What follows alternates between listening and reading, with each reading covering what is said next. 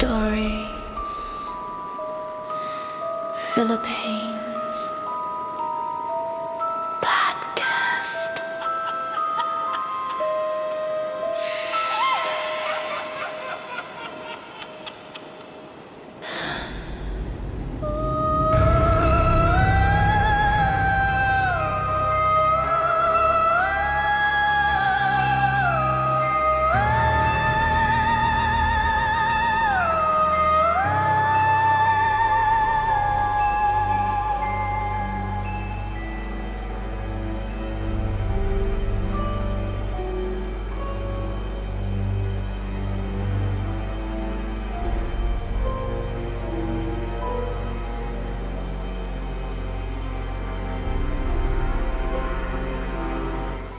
Have you ever found yourself on a lonely street at midnight, headlights cutting through the fog, a shiver running down your spine, and wondered, what if something or someone is watching you from the shadows? Have you ever heard stories of shimmering figures in white, of veiled faces at the side of the road, or whispers from beneath ancient trees?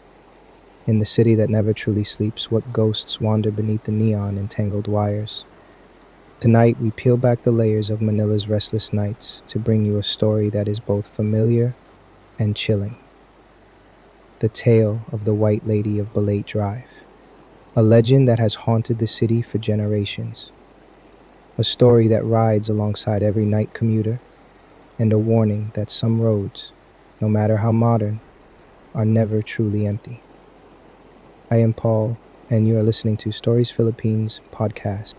Let's set the scene. It is the year 2005. Metro Manila is a city in motion.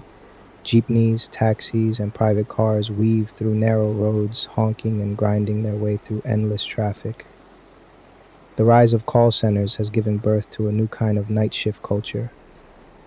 Streets that once emptied at sundown now hum with life at all hours. But with this new dawn comes new dangers, or maybe old ones wearing new faces. Balete Drive is a narrow, tree-lined road in Quezon City, notorious for its sharp curves and thick canopy of balete trees. These ancient trees, their roots tangled and mysterious, are said to be the homes of spirits, an idea that stretches far back into Filipino folklore. The balete tree, known in other parts of the world as the banyan, has long been considered a dwelling place for the encantos, the enchanted beings who exist just out of sight. But why do we fear these roads? Why do stories of vengeful spirits and lost souls cling to certain places, like a chill that won't leave your bones? Around the world, every culture has its own version of the White Lady, a ghostly woman in white, forever wandering, her story a twisted mirror of heartbreak, betrayal, and the thin line between the living and the dead. Tonight, we explore not only the legend but its roots, its echoes in our daily lives, and the stories of those who have come face to face with the unknown. Let's begin with a story from the archives, a tale shared by someone we'll call Angelica Therese Manalo. She grew up with her two sisters in a small apartment near Balete Drive. Their mother's room was always a place of comfort, a space filled with the scent of talc and old perfume, the sound of quiet prayers whispered before bed. One afternoon, Angelica's parents left for the doctor, leaving strict instructions. Don't open the door for anyone. Don't go wandering. The three girls nodded, promising to obey.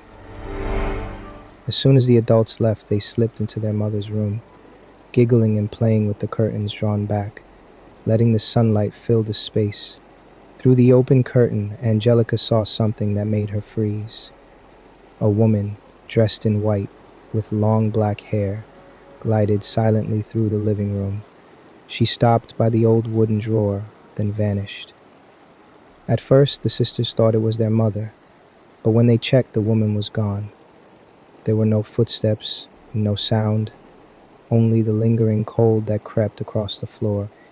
To this day, Angelica and her sisters cannot say who or what they saw, but they know with absolute certainty it was not human. Stories like Angelica's are not uncommon.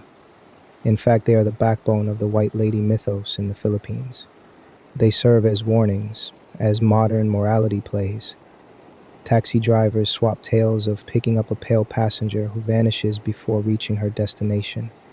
Night commuters grip their steering wheels a little tighter as fog rolls in, eyes darting to the rearview mirror.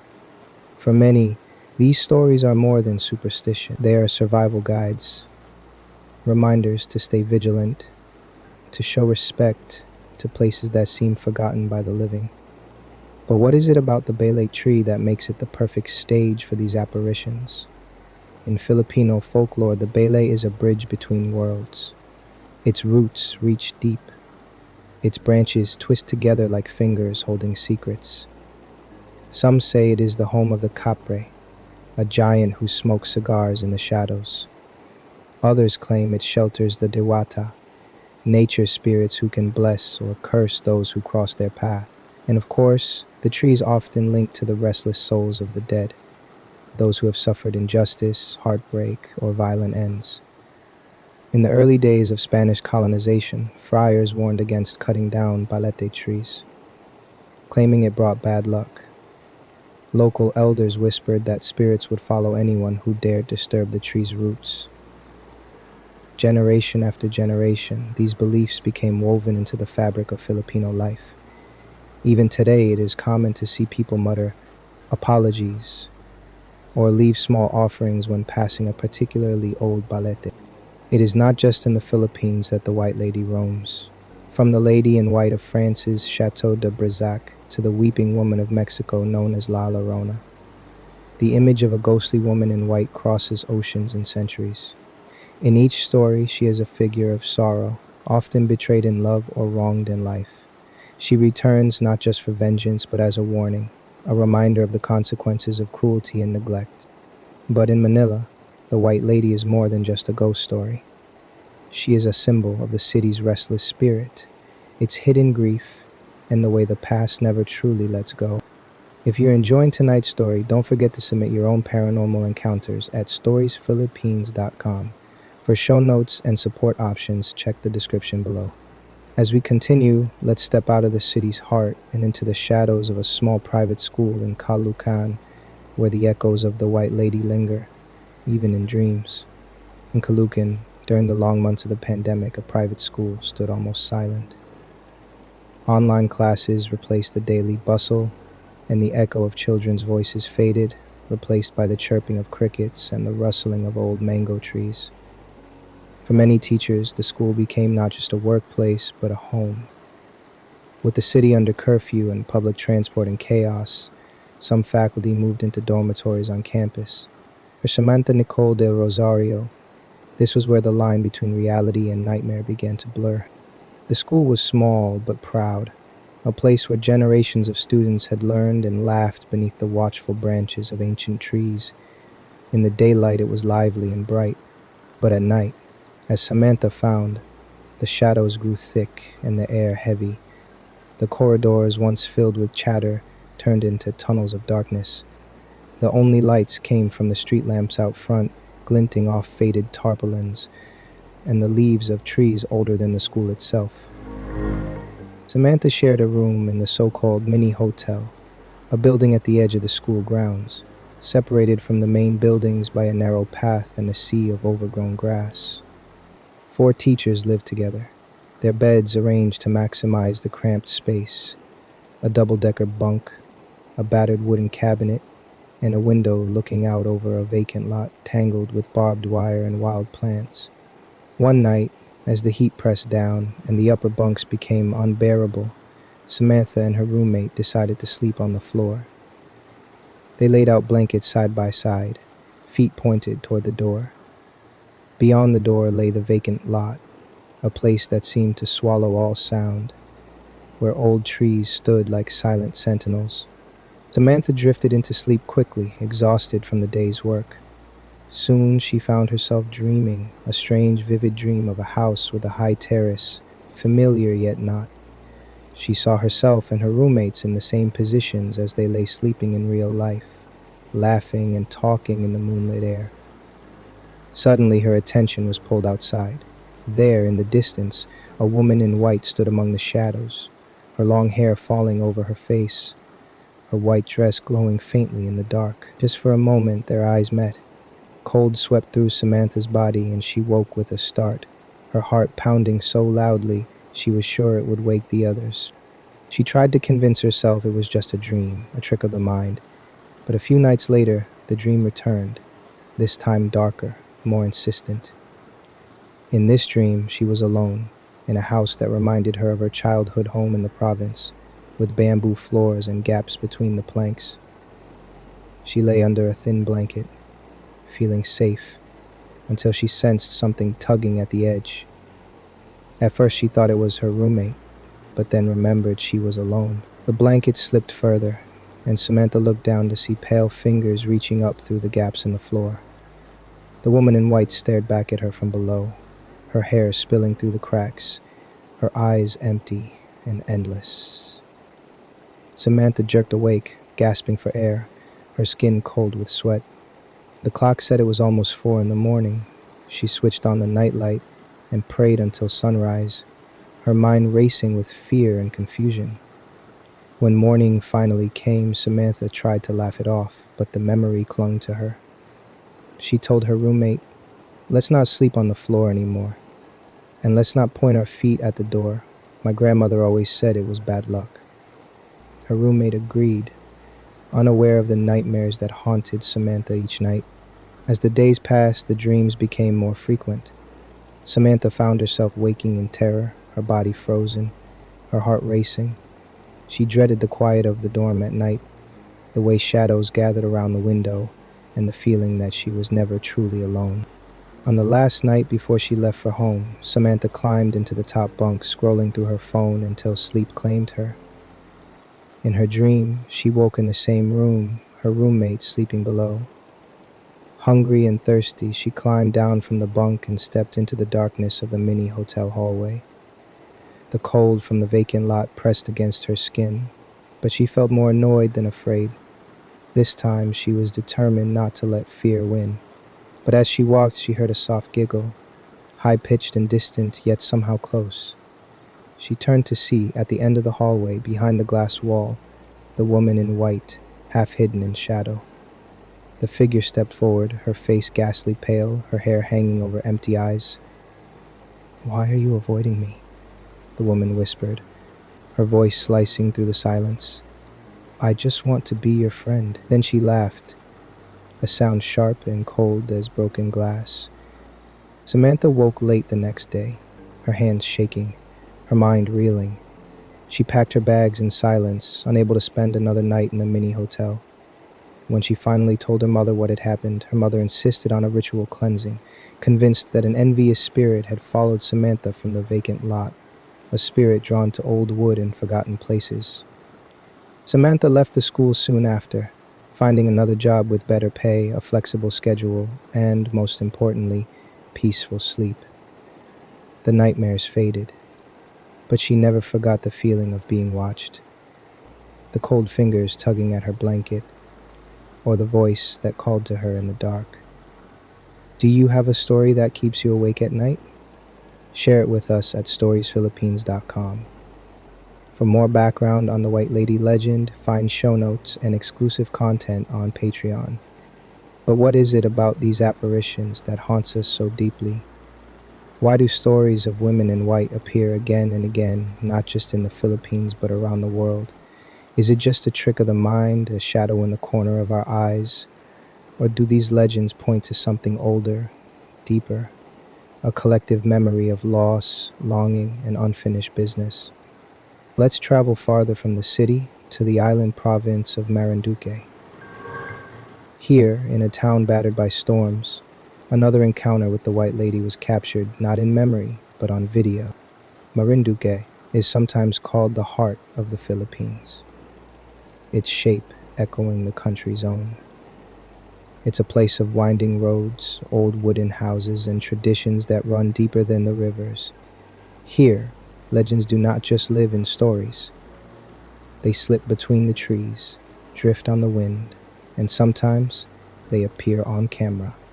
Let's hear from Gabriel Emerson Enriquez, who returned to his hometown in Marinduque during November 2020, just after a series of devastating typhoons. Gabriel's family home stood in the path of destruction, battered by rain and wind. On November 1, as the storm raged, his family evacuated to a neighbor's concrete house. Before leaving, Gabriel lingered in his old home, casting one last look around. Something compelled him to speak, as if addressing an invisible audience. If something else lives here, please watch over this place until we return. The storm passed. When Gabriel and his father returned, they found the house strangely untouched.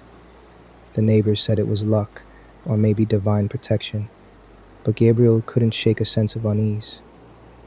That night, as he tried to sleep, he heard something large, bigger than any dog or cat, moving across the roof.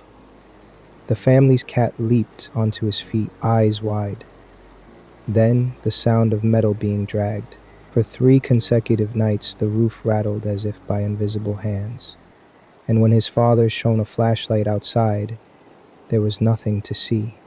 Neighbors whispered about the tikbalang, a half-human, half-horse spirit known for haunting the countryside, especially after storms.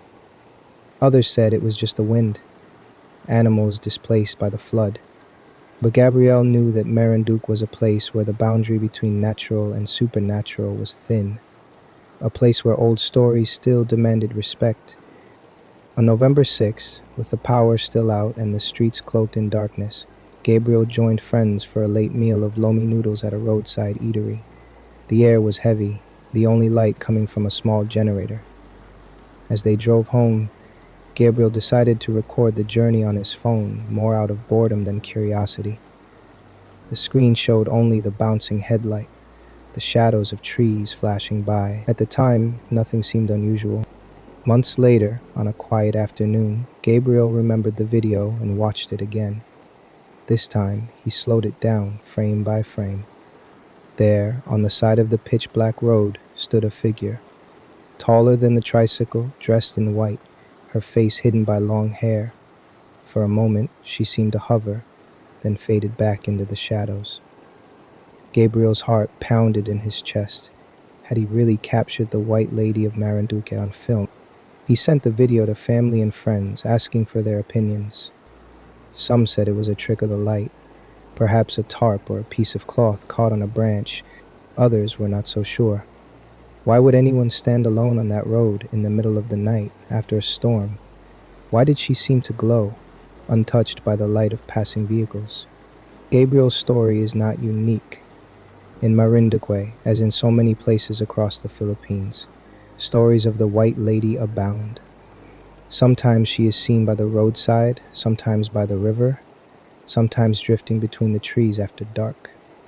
She is always silent, always watching, her presence a warning and a mystery.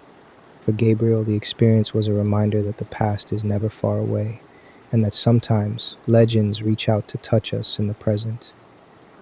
I don't know if it was really a ghost, he says, but I know what I saw, and I know I'll never forget it. If you have captured something strange on camera, or if you have a story that chills you to the bone, submit your stories at storiesphilippines.com. You can find show notes and ways to support this podcast in the description. And don't forget to follow us on social media for daily folklore facts and behind-the-scenes updates. But what do modern investigators and scientists have to say about these encounters? Is there a rational explanation for the White Lady? Or are some mysteries beyond the reach of science? Let's look closer at the intersection of belief and investigation. In recent years, paranormal researchers in the Philippines have tried to document ghost sightings using cameras, voice recorders, even electromagnetic field meters. On Balite Drive itself, teams have spent long nights waiting for a glimpse of the White Lady. Most of the time, they record only silence and darkness, but sometimes they capture something more. A sudden drop in temperature, a blurry shape in the background, a voice on tape that wasn't heard in the moment. Skeptics argue that these are tricks of the mind, pareidolia, the tendency to see faces and figures in random patterns. Sleep paralysis, a state between waking and dreaming when the mind can conjure terrifying images, or simply the result of stress, fatigue, and the power of suggestion. They point out that stories of women in white are found all over the world, from the United States to Japan, often linked to places where tragedy has occurred. Emma, and arriving to an unfamiliar place where tragedy has occurred. Yet, for many Filipinos, these explanations are not enough. The stories persist, passed down from generation to generation, growing richer with each telling. The White Lady is not just a ghost, she is a reminder of the dangers that lurk in the modern world, as well as the ancient beliefs that shape our understanding of it. And so the question remains, when you find yourself alone on a dark road and you see a figure in white out of the corner of your eye, do you trust your senses or do you trust the stories? Let's travel back to the city, to the narrow alleys and crowded streets of Navotas. Here the White Lady legend takes on a new form, one told not through whispers or midnight confessions, but through the clear, bright eyes of a child. We hear from Elaine Patricia Guerrero, who remembers an experience that changed her life. She was 5 years old, small for her age, always clinging to her mother's side. It was 3 in the morning, and the world was dark and still. Her mother was doing laundry behind the house, a habit she had picked up out of necessity and superstition. Some stains she believed could only be washed away under the cover of night.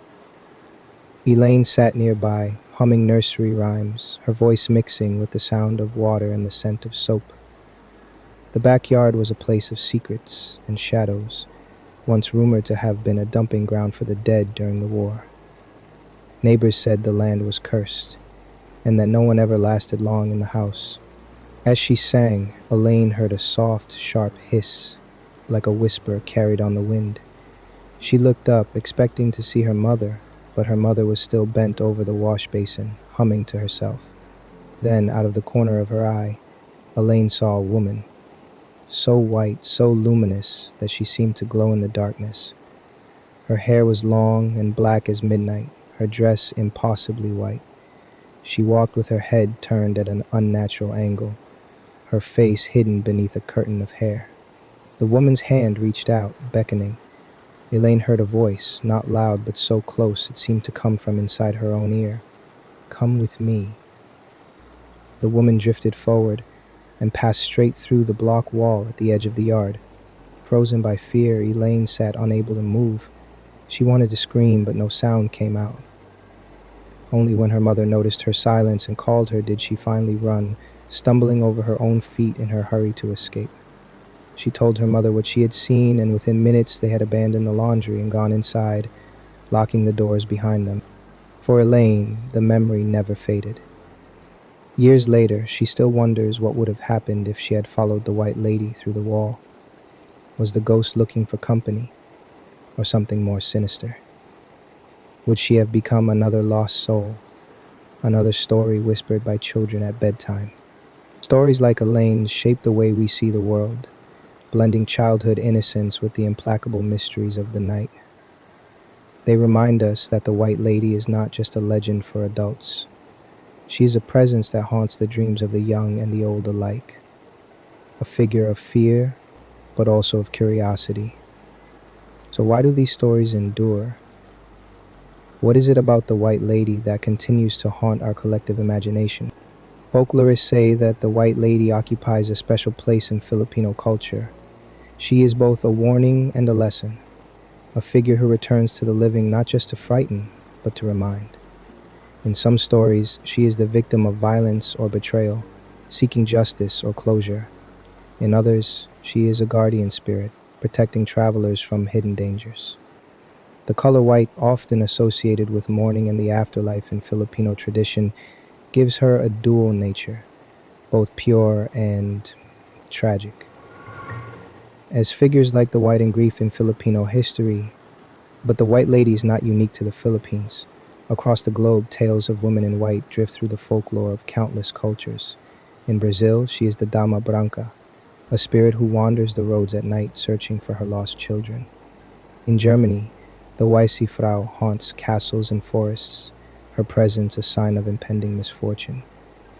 In the United States, stories of the Resurrection Mary, ghostly hitchhiker, have terrified Chicago drivers for nearly a century. In each tale, the White Lady embodies sorrow, loss, and the idea that some wounds never heal.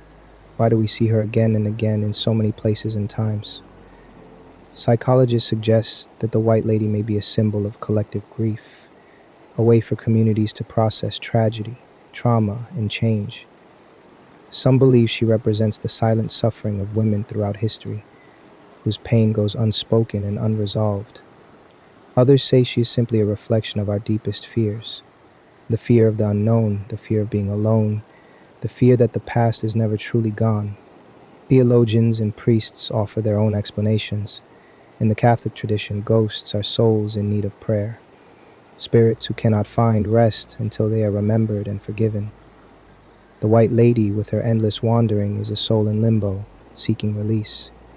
Priests sometimes bless the roads where she is seen, sprinkling holy water and reciting prayers to ease her passage to the next world. Yet, for every blessing, there are new stories. Each generation adds its own encounters, its own details, its own lessons. The White Lady is always changing, always adapting, sometimes kind, sometimes cruel, always watching. Repetition, repetition. As you listen to these stories, ask yourself, what would you do if you saw a woman in white by the side of the road? Would you stop and help? Or would you drive faster, heart pounding, eyes locked on the rearview mirror? Is she a warning, a curse, or just a figment of our imagination? Remember, you can submit your own stories at storiesphilippines.com. For exclusive content, head to our Patreon. Find show notes and support options in the description. We are not done yet. Let's return to Bailey Drive, to the very heart of the legend, and explore the tangled roots that give rise to such enduring fear. Balete Drive, in the heart of Quezon City, is more than just a street. For many, it is a living museum of Manila's history, a place where the city's past and present collide every night. The road itself is not long, just a winding strip linking E. Rodriguez Avenue and N. Domingo Street. Yet the shadows that gather beneath its ancient balite trees seem to stretch on forever. In the 1950s, when Manila was still healing from the scars of war, Balite Drive was a quiet residential lane. The Spanish-style mansions and Art Deco houses that lined its edges were home to the city's elite. At dusk, the children of diplomats would play tag beneath the trees. Drivers, mostly men returning from long days at the office, would hurry home before the sun disappeared behind the city's growing skyline. It was during these years that the first tales of the White Lady began to circulate. At first, they were whispered warnings to new drivers. Don't stop for anyone at night. If you see a woman in white, don't let her in. The stories grew as the city changed. More cars, more lights, more people working late into the night. Yet the core of the legend remained. A woman in flowing white, long black hair hiding her face, appearing in the headlights and then vanishing without a trace. Taxi drivers tell each other stories at every corner. One man, let's call him Diego Rafael Villanueva, remembers a night in 1998 when he was new to the city and eager for extra fares. Around 2 in the morning, as the rain drizzled and his wipers squeaked back and forth, he saw a woman standing by the side of Balete Drive, her white dress almost glowing in the headlights. She didn't wave, didn't call out. She simply stood there, her head bowed. Diego, thinking she might be lost or in trouble, pulled over. The woman slipped into the back seat without a word. She smelled faintly of sampaguita and old wood. Diego tried to ask where she was going, but she kept her head down, silent. The car grew colder, the windows fogging with every breath. When he finally turned to look at her, she was gone. No sound, no trace, except for a faint dampness on the seat and the overpowering scent of earth. For weeks, Diego refused to drive Balete Drive at night. When he told his story in the depot, other drivers nodded in understanding, each with his own version of the woman who vanishes. Some said she was a victim of a hit and run, others believed she was a scorned lover from the 1936, forever searching for the man who betrayed her. A few whispered that she was not a ghost at all, but an encanto, an enchanted being who guards the trees and punishes those who do not show respect. Why do these stories persist even in a city as modern as Manila? Perhaps it is because Balit Drive is a place that refuses to let go of its secrets. The Balit trees themselves are more than just plants, they are survivors, bridges between worlds. In Filipino folklore, the Balite is sacred, its roots believed to house spirits, both kind and cruel. Children are warned never to play too close, never to disturb the roots, and always to ask permission before passing by. In other cultures, the banyan tree, the cousin of the baliti, is also revered. In India, it is seen as a symbol of immortality and wisdom. In Thailand, offerings are made to the spirits that live within its branches. The belief that trees can be homes for lost souls, or even gods, is older than any city, any road, any legend. Modern science has its own explanations. Psychologists say that late night driving, combined with exhaustion and stress, can cause hallucinations. The human mind is wired to find patterns, faces, and figures in the dark. When the eyes are strained and the mind is anxious, shadows become shapes, shapes become stories. Add to that the power of suggestion, the stories you hear as a child, the warnings from elders, and the legend becomes almost inevitable. But for many, these explanations only go so far. There are things that cannot be explained away: cold chills, unshakable fear, the certainty that you are not alone. The White Lady is more than a story. She is a presence, a question that lingers long after the engine is turned off. Priests are sometimes called to bless Balete Drive, especially after accidents or sightings spike. Holy water is sprinkled on the roots. Prayers are said beneath the oldest trees. Some believe this helps. Others say the White Lady always returns. She is a part of the land, a reminder that not everything can be tamed or understood. If you're enjoying tonight's deep dive into Filipino folklore, remember you can access exclusive content on Patreon and support the show in the ways listed in the description. Follow us on social media for daily folklore facts and updates on upcoming episodes. As we move deeper into the heart of the legend, let's meet a few more people whose lives were forever changed by a single moment on Balit Drive. Let's meet Olivia Francesca de la Cruz, who grew up just a few blocks from Balit Drive. She remembers her father's warnings: never walk home alone at night, never take shortcuts under the Balit trees, if you must pass by, say a prayer. These rules became second nature, a quiet part of childhood, like brushing your teeth or locking the door. Olivia was a university student when she had her own encounter. It was exam season and the night stretched long and anxious.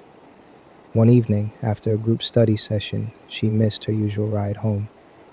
She decided to walk, headphones on, music playing low to block out her nerves. The city's lights flickered behind her as she approached the famous curve on Balit Drive. She remembered the stories, but told herself not to be silly. The road was empty except for her, the only sound the crunch of her shoes on the wet pavement. Then, from the corner of her eye, she saw a shape. Pale, tall, almost shimmering. Her heart skipped. She slowed, telling herself it was just a trick of the streetlights. But the figure drifted closer, silent and impossibly white.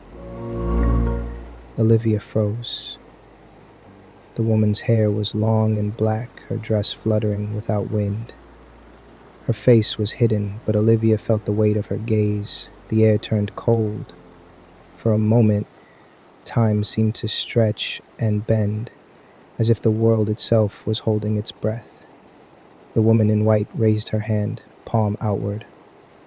Olivia couldn't move, couldn't run. The figure glided across the street and vanished behind a tree. Only then did Olivia's legs unlock. She stumbled away, breathless, fighting the urge to look back. When she reached home, she locked the door and said a prayer, remembering her father's words. Olivia told her story to friends, half laughing, half shaking. Some believed her, others said she was just tired, her mind playing tricks after too many sleepless nights. But Olivia knows what she saw. She never walks alone on Balit Drive now, and she never listens to music at night. Her story is not unique. Over the years, hundreds of people have reported seeing the White Lady. Drivers, pedestrians, even children looking out from the safety of their living rooms. Each encounter is different, but the feeling is always the same. A chill, a silence, a sense of being seen. Not all encounters end in fear. Some say the White Lady has protected them. One taxi driver, Antonio David Mercado, recounted picking up a passenger near midnight. The woman was dressed in white, her voice soft and sad. She asked to be taken to a house a few streets away. As they drove, Antonio felt a strange calm, as if someone was watching over him. When they arrived, the woman smiled, thanked him, and stepped out. As she walked away, she seemed to fade, blending into the mist. Later, when Antonio described the house to friends, they told him it had been abandoned for years. No one had lived there since the war. Some said the woman was a ghost. Others believed she was an angel, sent to guide lost travelers home. These stories remind us that the White Lady is not always a figure of terror. Sometimes she is a symbol of hope, a protector in the darkness, a gentle warning to those who stray too far from home. The question remains, who is the White Lady of Balit Drive? Is she a restless spirit, a victim of injustice, or something older, more mysterious? Some say she is the ghost of a young woman who died tragically, struck down by a car as she crossed the road, her spirit trapped by the violence of her death. Others believe she is an encanto, a guardian spirit of the Balitris, appearing to those who disrespect the land or break the unwritten rules of the road. Older residents remember a time when the area was filled with grand houses and secret gardens. They speak of parties that lasted until dawn, of loves lost and found under the shelter of the bolet's heavy branches. To them, the White Lady is a memory, an echo of the city's vanished elegance, a reminder that the past is never truly gone. Theologians and priests continue to debate the nature of ghosts. Some say they are souls in need of prayers, trapped between worlds by unfinished business or unspoken pain. Others believe they are warnings, signs that something in the world needs to be set right. In the end, perhaps it does not matter whether the White Lady is real or imagined. What matters is the way her story endures, shaping the way we see the world, guiding us through the darkness. If you're moved by tonight's stories, remember you can access exclusive content on Patreon and help us keep these legends alive by supporting the podcast. Find show notes and support links in the description. And don't forget to submit your own stories at storiesphilippines.com. As we near the end of tonight's episode, let's reflect on what these stories mean for us, here in Manila, and wherever you may be listening. Why do we tell these stories? Why does the image of the White Lady linger in our minds, as vivid and haunting as the city lights that flicker through the night? Maybe it's because every city, every family, every person carries their own shadows. The White Lady stands at the crossroads of folklore and memory, half warning, half comfort, always watching from the places we least expect.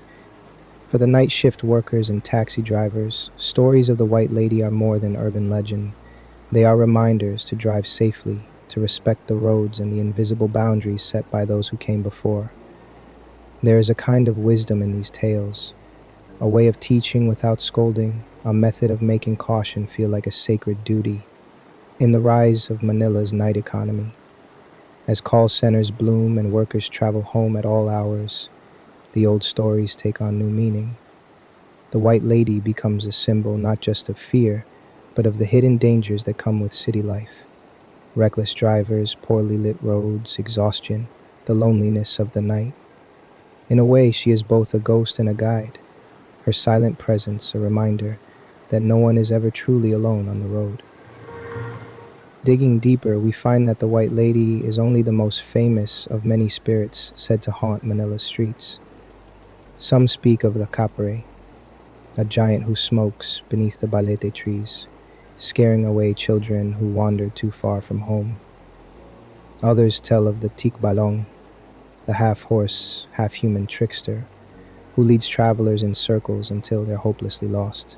Each spirit, each story, is a thread in the tapestry of Filipino belief, a way of making sense of a world that is often unpredictable and dangerous. Yet the White Lady is special. She is at once familiar and unknowable, her story always just out of reach.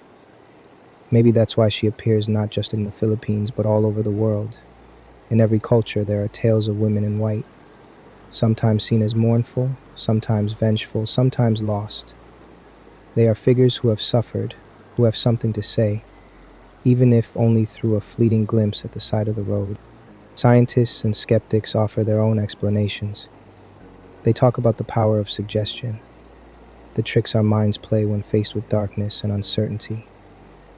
Studies show that people are more likely to see faces or figures in the fog, especially when they're tired or scared. When you expect to see something strange, your brain is more likely to fill in the blanks. But for many, these scientific answers are not enough. The chill in the air, the sudden sense of being watched, the stories that match across generations, all of these suggest a mystery that can't be explained away so easily. Some things are meant to remain unsolved, to remind us that the world is wider and stranger than we know. Even priests and theologians find meaning in the legend. They remind us that the dead are never far from the living, that prayers and rituals help keep the balance between worlds. In some churches, special masses are held for the souls of those who died tragically, especially near places like Balite Drive. Neighbors gather to light candles, say prayers, and share food.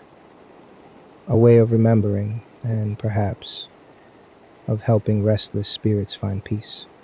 In the end, the White Lady is not just a story about ghosts. She is a story about us, about the way we carry grief, hope, and fear, about the lines we draw between this world and the next. Her legend is a mirror, reflecting our own anxieties and desires, our longing for justice, and our need for connection with the unseen. So the next time you find yourself driving down a lonely road at night, or walking beneath the tangled roots of an old ballet tree, remember the stories you've heard. Remember the warnings and the comforts passed down by those who came before. Whether you believe in ghosts or not, there is wisdom in respecting the mysteries of the night. And if you see a woman in white, standing silent in the glow of your headlights, what will you do? Will you stop? Will you pray? Or will you keep driving, heart pounding, eyes locked on the road ahead? Before we close, remember to submit your own stories at storiesphilippines.com. You can access exclusive content and bonus episodes on Patreon. Find all our show notes and support options in the description below. And don't forget to follow us on social media for daily folklore facts, behind-the-scenes stories, and more. As we reflect on the White Lady of Balate Drive, let us ask ourselves, what other legends are waiting just out of sight in the places we think we know best? What stories are hidden in the shadows, ready to step into the light? Let's take a step back and walk through the geography of these legends. Bele Drive is more than just an ordinary road in Quezon City. It's a symbol, a place where Manila's old world and new world meet in uneasy silence. The street is lined with sprawling belete trees whose roots spill over the sidewalks, their branches forming an umbrella that blocks out the moonlight. Even during the day, the road feels cooler, the air heavy with the scent of earth and old wood. If you drive through Balete Drive at night, the city's constant hum fades away. The streetlights cast long, shifting shadows, and the world beyond your windshield disappears. The houses along the road are a mix of old mansions and modern apartments, some with crumbling gates and overgrown gardens. Many of these homes have their own stories of secret rooms, family tragedies, and the slow, inevitable march of time. In the dim light, it's easy to imagine that anything could be hiding just out of sight. Balay trees themselves are deeply rooted in Filipino folklore. They are said to be the homes of spirits, the capre, the diwata, and, of course, the white lady. In rural areas, people avoid cutting balay trees, fearing that to do so would bring misfortune. In cities, these trees are often left untouched, even as new buildings rise around them. Some say you should always say tabi tabi po, an old phrase asking permission from unseen spirits when passing by. Even in the heart of modern Manila, these beliefs persist. The cultural significance of the bele tree connects the Philippines to a wider world. In India, the banyan tree is sacred, believed to be the dwelling place of gods and ghosts alike. In Japan, ancient trees are marked with shimenawa, sacred ropes to signify the presence of spirits. Across Southeast Asia, old trees are wrapped in colorful cloths, offerings left at their roots. The message is universal: respect the old, the rooted, the mysterious. In every corner of the globe, we find reminders that nature is alive with stories that predate us all. This intersection of folklore and geography gives rise to a unique sense of place. When you walk down Balete Drive, you are not just walking down a road, you are stepping into a story, a living myth, shaped by generations of fear, hope, and wonder. But the White Lady is not bound to one street or one city. She appears wherever there is sorrow, wherever the past refuses to stay buried. In the provinces, White Lady stories are shared around bonfires in classrooms and on moonless nights when the power goes out. In Iloilo, she is said to haunt an old bridge. In Baguio, she is glimpsed wandering the grounds of abandoned hotels. Each story is different, but the feeling is always the same: a chill, a warning, a sense that the world is full of things we cannot explain. Modern paranormal investigators sometimes try to capture proof: photographs, recordings, sudden drops in temperature. Sometimes they find nothing. Sometimes they find more than they bargained for. A voice on a recorder, a shadow that flickers across a screen, a sense of being watched that lingers long after the equipment is packed away. The line between science and superstition grows thin in these moments, and even the most skeptical investigators learn to respect the power of the story. Filipino psychologists and historians argue that these stories serve an important role. They help us process loss and trauma, weaving personal tragedy into the fabric of the community. In a city like Manila, where life moves fast and change is a constant, the White Lady is a reminder of what gets left behind: old loves, old wounds, old warnings. The legend also acts as a kind of social glue. When taxi drivers share stories of the White Lady, they are not just passing time. They are building a sense of solidarity, sharing a common language of fear and awe that transcends class and background. For students, the tales are a rite of passage. For families, a way to keep children safe and respectful of boundaries both seen and unseen. So as we trace the path of the White Lady from the tangled streets of Manila to the haunted fields of Marinduque, we see that her story is both unique and universal. She is a ghost, a symbol, a question that refuses to be answered. She is the past reaching into the present, the invisible woven into the everyday. And maybe, just maybe, that is what makes her so powerful. She is not just a warning or a threat. She is a reminder that every place has its secrets, every family its sorrows, every person their own White Lady, waiting in the shadows, watching, listening, ready to step into the light. If you have your own stories to share, visit storiesphilippines.com. For more insights into Filipino folklore and the secrets of the supernatural, follow us on social media and check out our exclusive content on Patreon. Remember, you'll find show notes and ways to support this podcast in the description below. As we close in on the end of tonight's journey, let's listen to a few final thoughts and questions that linger long after the last story is told. What do we do with stories like these? Do we keep them locked away only to be whispered during blackouts and storms? Or do we carry them openly, letting them shape the way we move through the world? The legend of the White Lady endures, not just because it frightens us, but because it invites us to reflect on our own lives, our choices, our regrets, the things we leave unsaid. For some, the White Lady is a personal warning. She reminds us to be careful, to listen to our elders, to show respect for places and people whose stories we do not fully understand.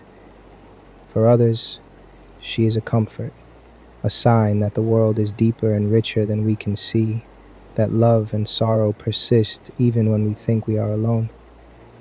Every time a new story is told, whether from a taxi driver in Quezon City, a teacher in Caloocan, or a child in Navotas, it is added to the living archive of Filipino folklore.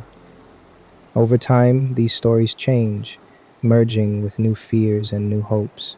The ghost that once haunted empty roads now appears in phone videos on social media, in the dreams of night shift workers. Yet the heart of the legend stays the same. A woman in white, her face hidden, her presence a question that demands attention. Even skeptics, those who have never felt a chill or seen a shadow, find themselves drawn to the legend. Maybe it's because we crave mystery in a world that is often too loud, too bright, too explained. Or maybe it's because the White Lady, like all good stories, gives us a safe way to explore what it means to be vulnerable, to be afraid, to face the unknown. There is power in ritual. In many Filipino homes, families still light candles for the dead, say prayers for the souls who wander, and perform cleansing rituals when they feel something is not right. These acts are not just superstition, they are acts of community, of remembrance, of hope. By honoring the White Lady and the stories she represents, we honor the pain and love of those who came before us. The White Lady also reminds us that every place has its own spirit. Cities like Manila are layered with history, each street hiding secrets beneath its surface. When we walk through these places, whether we believe in ghosts or not, we are walking through the memories of thousands of lives. The White Lady is a symbol of that collective memory, a guide through the labyrinth of the city's past. As we draw near to the end of tonight's episode, I invite you to think about the places and stories that have shaped your life. What legends did you hear as a child? What warnings did your parents whisper before bed? Which stories do you carry with you, tucked away like lucky charms or heavy stones? If you have a story of your own, a ghostly encounter, a family legend, a strange dream that would not let you go, don't hesitate to submit it at stories@philippines.com. You can also join our community on social media, where we share daily folklore facts, feature listener stories, and dive deeper into the mysteries of the past and present. For those who want more, exclusive content is waiting on our Patreon. There you'll find behind-the-scenes episodes, early access, and the chance to help shape future stories. Every bit of support helps us keep these legends alive, for you and for future generations. As the night gives way to dawn and Belite Drive empties once again, the question remains, what will you do with the stories you've heard tonight? Will you share them, pass them on, keep them close, or let them go? The legends of the White Lady and all the ghosts of our past are waiting, for listeners, for believers, for the curious and the brave.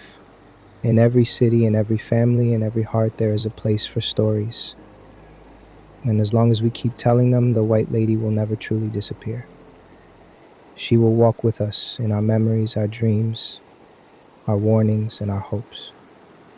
Thank you for joining me tonight as we wander the vanishing road of white silk and listen to the echoes of the White Lady. The stories live on because of you, your curiosity, your courage, your willingness to believe in the magic of the everyday. But before we say goodbye, let's linger one last moment with the questions that haunt us all. What if the White Lady is more than a ghost? What if she is a memory of someone forgotten, a warning from the past, or a hope for justice that refuses to fade? What if every story we tell shapes the world around us, giving life to the unseen, giving voice to those who cannot speak for themselves? Tonight you have heard stories that span generations and cities.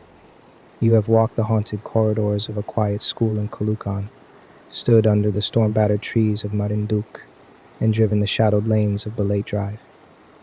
You have heard from children, teachers, drivers, and skeptics, and you have felt, perhaps, the chill that lingers even when the story ends.